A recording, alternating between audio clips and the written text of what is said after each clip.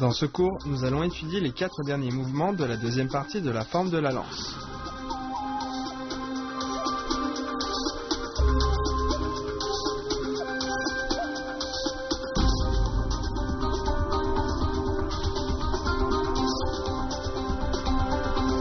Passer la lance et piquer en bas. On tire la lance à l'arrière et on la redresse.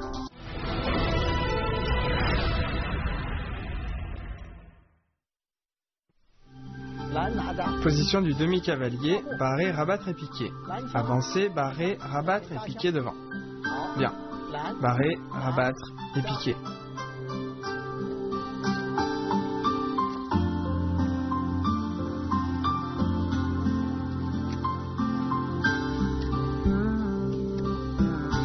On refait. Barrer, rabattre et piquer en position du demi-cavalier.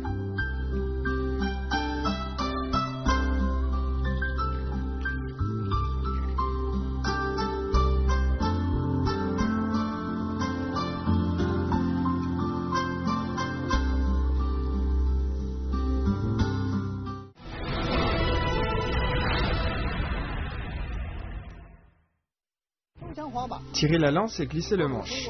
La main gauche empoigne légèrement le manche et reste fixe. La main droite tire vers l'arrière, puis la main droite retourne le manche et amène la lance devant en hauteur. La main droite longe le bâton vers le bas, puis l'empoigne juste au-dessus de la pointe. Au même moment, on avance en position des pieds joints. Bien, je le fais une fois, regardez bien.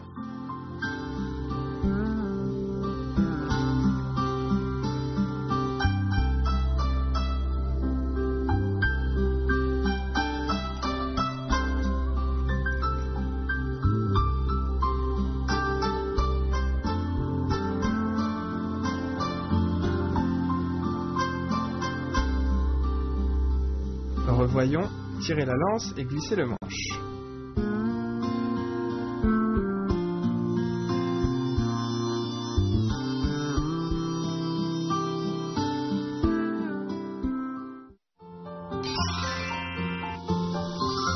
Pour la pratique de barrer, rabattre et piquer, on peut rajouter un poids à la pointe au niveau de la houppe pour travailler la force des bras et des poignets. On peut aussi pratiquer le mouvement à deux avec un attaquant et un défenseur, ou encore seul sur un tronc d'arbre ou une boucle de corde comme cible.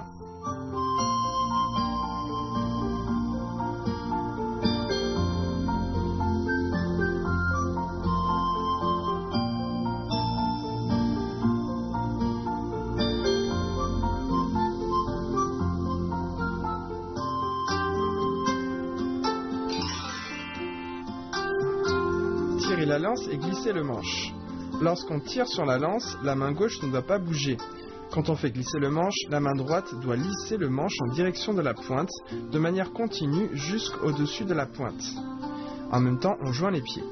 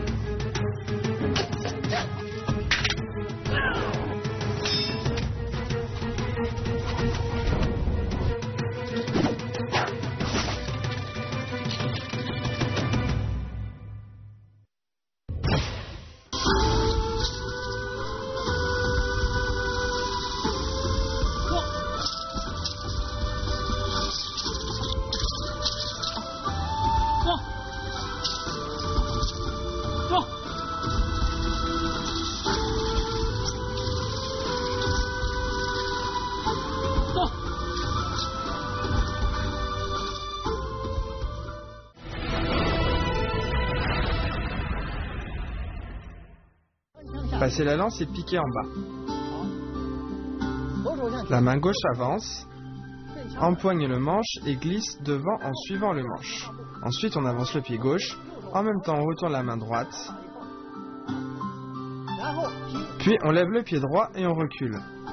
On envoie rapidement la lance devant et on empoigne le bout du manche. On ouvre bien le bras gauche et le corps. Je le refais une fois, regardez bien.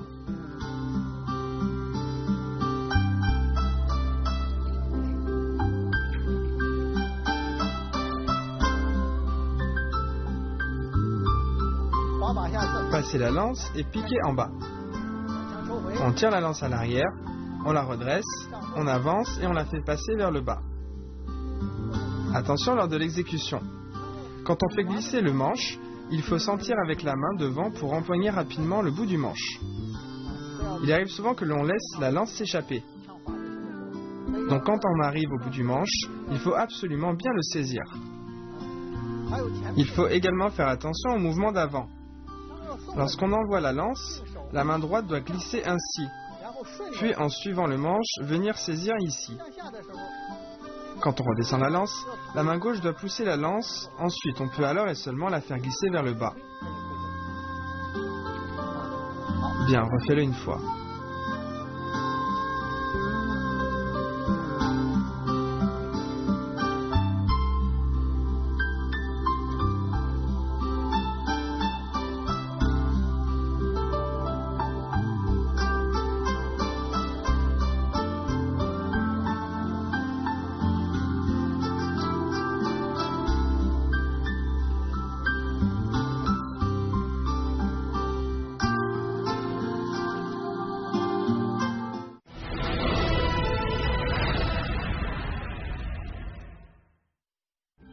Traînez la lance et poussez de la paume en position de l'arc.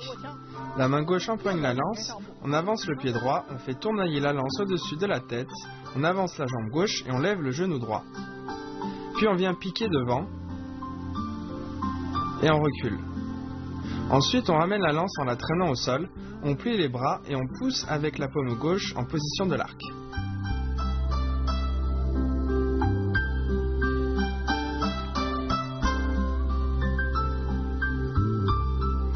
Pratiquons ensemble, traîner la lance et pousser avec la paume en position de l'arc.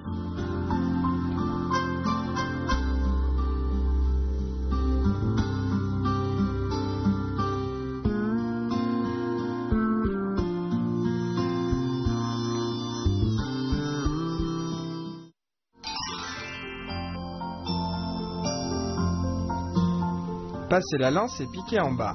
Le piquage en bas demande beaucoup de pratique. Après que la main gauche a envoyé la lance devant, la main droite doit être stable en saisissant le manche avec force et précision. C'est très exigeant au niveau de la coordination.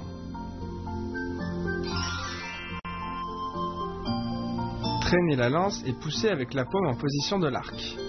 Ce mouvement est le dernier de la deuxième partie de la forme. Il doit être ample et fluide. On doit former un tout avec la lance. Ce mouvement est un bon exercice d'ouverture du corps.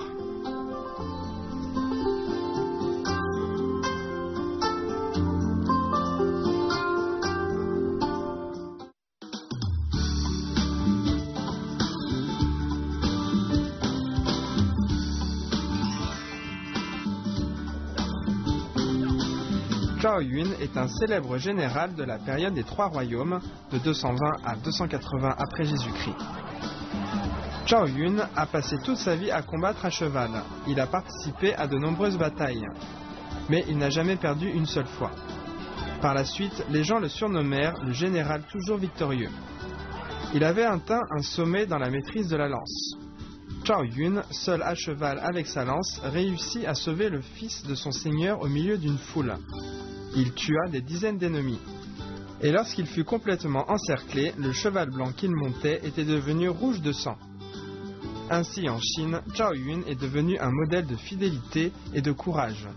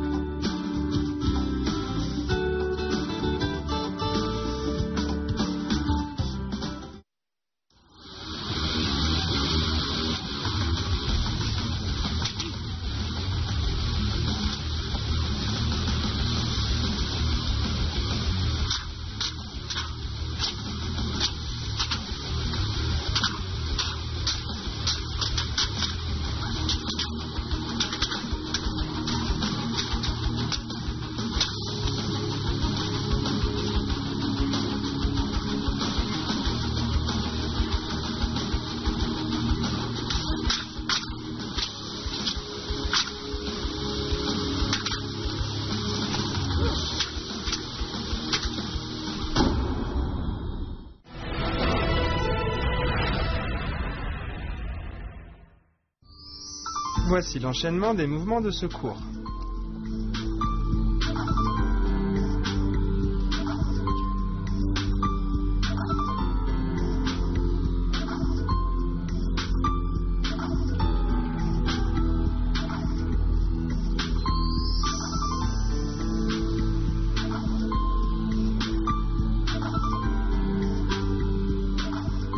Regardons à présent l'ensemble des mouvements des deux premières parties de la forme.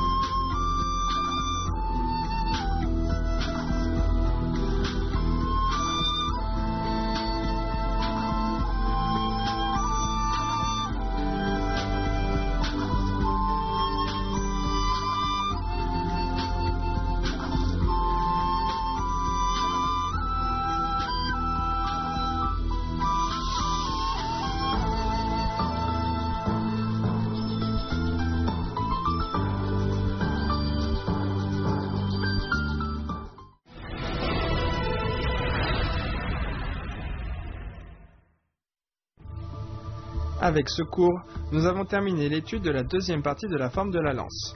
Nous devons pratiquer sans cesse. Au revoir.